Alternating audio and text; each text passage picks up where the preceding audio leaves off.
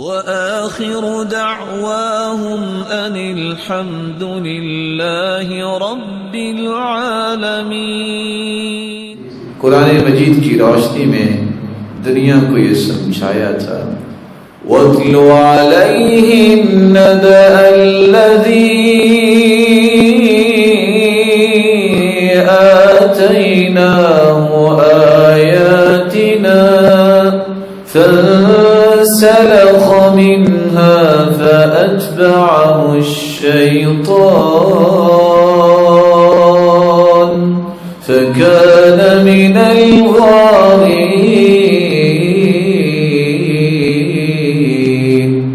वलौ शि'ना लरफ़अनाहु बिहा वलाकिन्नहु अख़लद इलल अर्ज़ वत्तबअ हवाह फमसलुहु कमसलिल कल्ब इन तहमिल अलैहि यल्हस औ तत्रुकहु यल्हस ज़ालिक मसलुल क़ौमिल्लज़ीन कज़्ज़बू बिआयातिना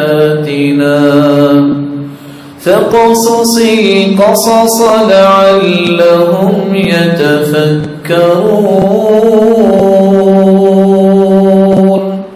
जरा लोगों को पढ़ के सुनाइए मेरे महबूब, ऐसे आदमी की बात जिसको हमने आयतें दी, निशानियां, उसने आयतों की परवाह ही नहीं की, अपने आप को दूर ले गया।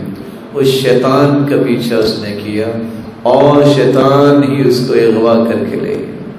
इन आयतों को मान लेता तो हम इससे उसको बुलंद कर देते, लेकिन वो जमीन पर गिर गया और उसने अपनी ख्वाहिश की पैरवी की। इसकी मिसाल तो उस कुत्ते की मिसाल है। आप कुत्ते में कभी देखा किसी ने को 10 या 8 ईंटें रखी हो?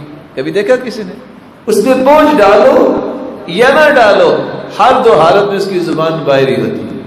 ये दुनिया का जो कमीना इंसान है, लोगों का माल लूटने वाला है, इसकी मिसाल तो कुरान ने उस कुत्ते की मिसाल दी है। जुबान खोली है, बस उसको कुछ चाहिए, कैसे मिले उसको इसकी परवाह नहीं।